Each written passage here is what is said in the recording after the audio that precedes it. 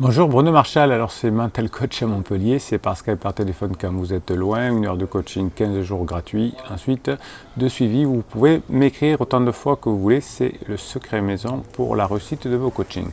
Alors aujourd'hui je vais vous raconter une histoire d'un coaching que j'ai fait avec un homme qui croyait bien faire avant de commencer mes coachings, qui était en difficulté relationnelle avec sa femme. Donc sa femme lui reprochait plein de choses, bien évidemment ça c'est traditionnel quand on ne s'entend pas, quand on ne s'entend plus, ou en tout cas quand on veut avoir, quand on a des velléités de liberté ou d'aller voir ailleurs.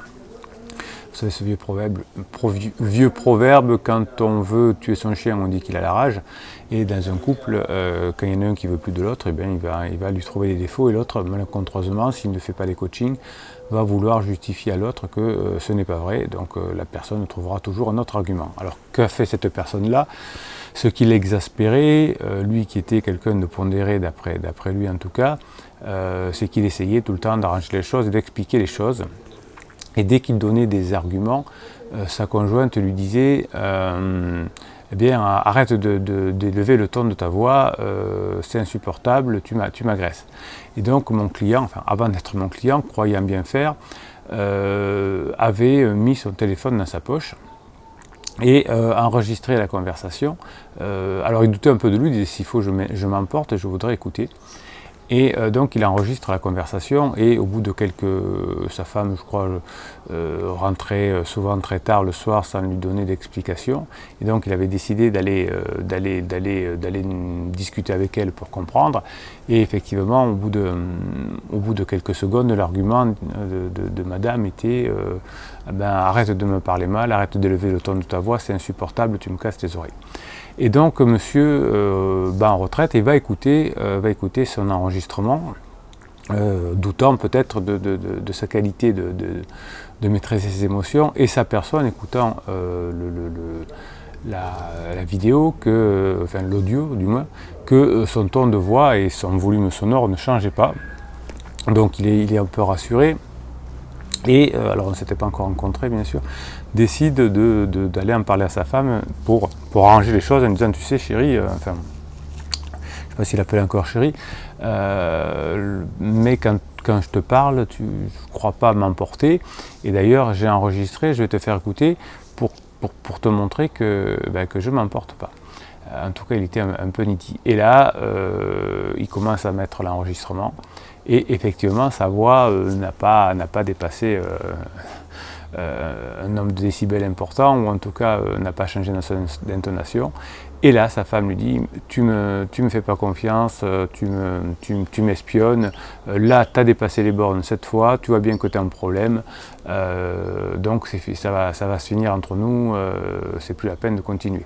Donc vous voyez que lorsque quelqu'un a envie de se séparer, le but n'est pas de lui montrer que ce qu'il nous dit est juste ou faux, en général c'est faux, c'est juste pour diminuer sa culpabilité, hein. Vous savez que quand on se sépare, on a toujours une culpabilité, surtout quand on trompe l'autre. Et donc, pour diminuer sa culpabilité, le principe est universel. On va essayer de trouver des défauts à l'autre pour se dire je m'en vais, mais finalement, c'est un mauvais garçon, ou c'est une mauvaise fille, elle ne me fait plus l'amour, ou il est violent, etc.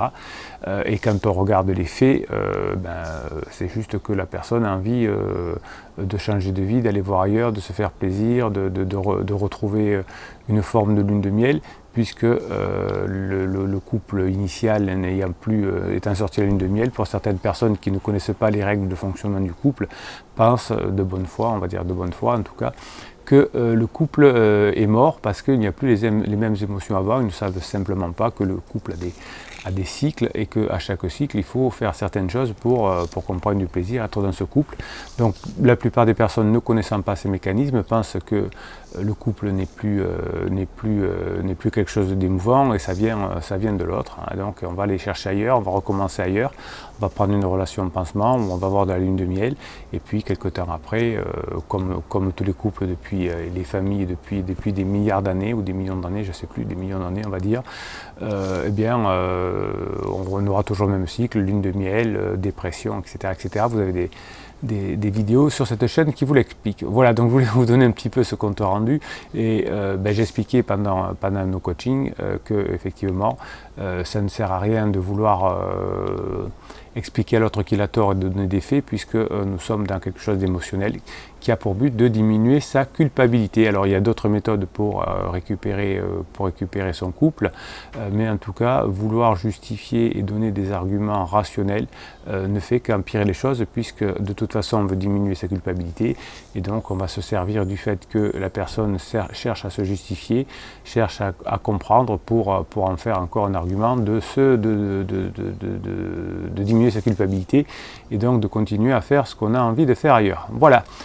Bon, c'était une petite vidéo, comment dirais-je, retour d'expérience, mais vous voyez que depuis 1999 que je fais ce métier de coach, eh bien, je trouve que finalement il y a de grandes similitudes dans tous les fonctionnements des couples et notamment au niveau de la séparation, et donc il est possible de recoller les morceaux parfois en connaissant les règles et les codes. Bien sûr, l'apport du coach, outre le fait de donner ses codes et ses principes, et d'appliquer la technique de recoller les morceaux, comment dirais-je, de recréer du lien en fonction des besoins de mon client et de sa partenaire, de son conjoint, ou de son partenaire et de son conjoint, on va le dire comme ça.